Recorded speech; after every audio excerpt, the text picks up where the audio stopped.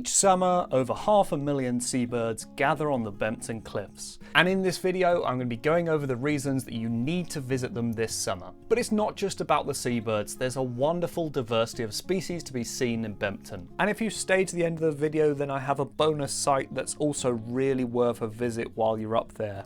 Now let's start by talking about the main attraction, which is of course the towering chalk cliffs, which each summer undergo an annual transformation to become England's largest seabird colony, which is composed of a number of different species, but we're going to start by talking about the most numerous, which is of course the northern gannet. Now these massive birds have a wingspan of up to 1.8 meters, and yet they are still incredibly agile and will feed on fish from a great heights of up to 30 meters, which for reference is 3 times the height of an Olympic diving board. Now diving from such huge heights, they end up hitting the water at a speed of up to 60 miles per hour and can dive up to 15 meters deep. But what's truly incredible about this is they're not hurt from doing so. And in order to achieve this, they've developed tiny little air sacs underneath their skin and in between their muscles. Now these air sacs are going to help to cushion the impact a little bit like an airbag. Now the reason the northern gannets come to Bempton each summer is to breed.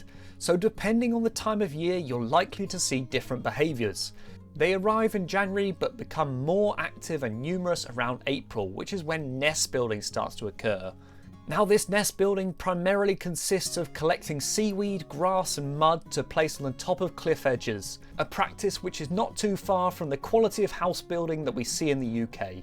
Around this time you're going to see lots of courting behaviour, including preening and billing.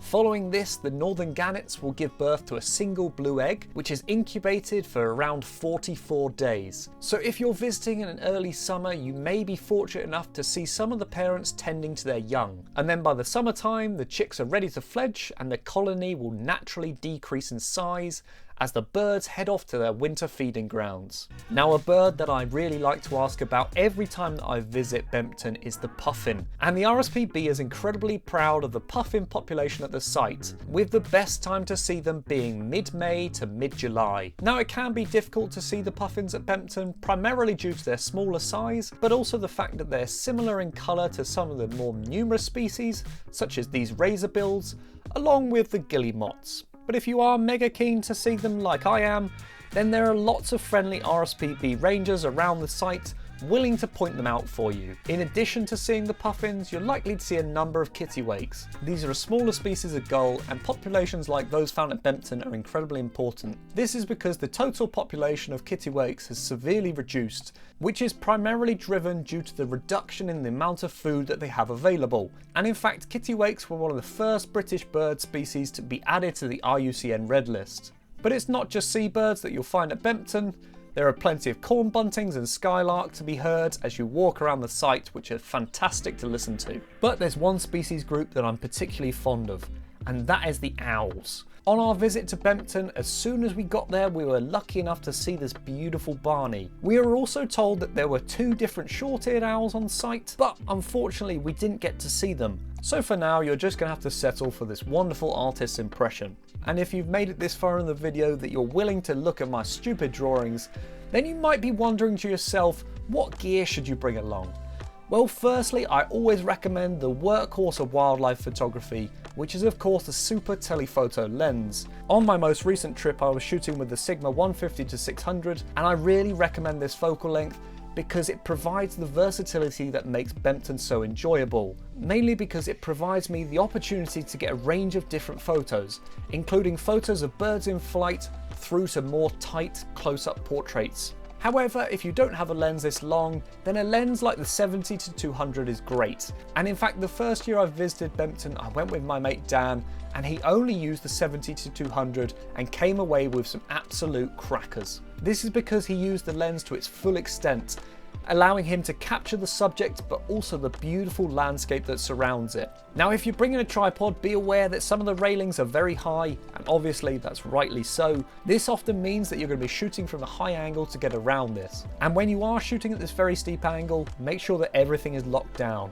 The last thing that you want is for your camera to be falling off the cliff. Now when you are visiting the site, you're going to be primarily shooting from a number of different viewpoints which are found throughout the cliffs. And I found that during the middle of the day, the viewpoints closest to the visitor centre tended to become more busy. This leads to 2 points really, the first of which is getting there early enough. This is because the site is much quieter, but also because the sun is going to be far lower in the sky. This is incredibly important when you're shooting bright white birds against a dark background, as during the middle of the day it can often create a rather difficult balancing act in terms of getting the right exposure. The other huge benefit of getting there early enough is you may be lucky enough to spot that beautiful barn owl. Also, I really think it's worth exploring the different viewpoints, as you'll find the bird species tend to stick together within their species groups. This means that each viewpoint is likely to be unique in terms of its composition of species, but also the surrounding environment as well. In fact, the entire Bempton coastline is rather spectacular, so I wanted to leave you with one final recommendation as a thank you for making it this far in the video. That is to check out the Flamborough Nature Reserve. At first sight, it's a bit more of a general tourist location with a lighthouse and a cafe nearby. However, as you head down the coastal path, you'll find cliff faces filled with birds which are far quieter, along with beautiful coves filled with pristine water. And if you're lucky, then you may have an encounter like we had.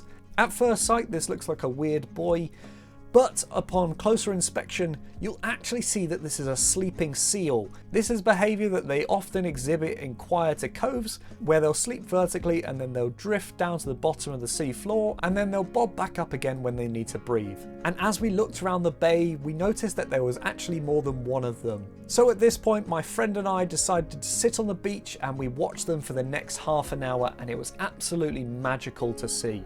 Now, if you are watching the seals, obviously please be aware to keep your distance at all times for your safety as well as the seals as well. Now, I really hope you've enjoyed this video, and if you did, please feel free to drop any questions that you have down in the comments down below. Thank you very much for watching, and I'll catch you at the next one.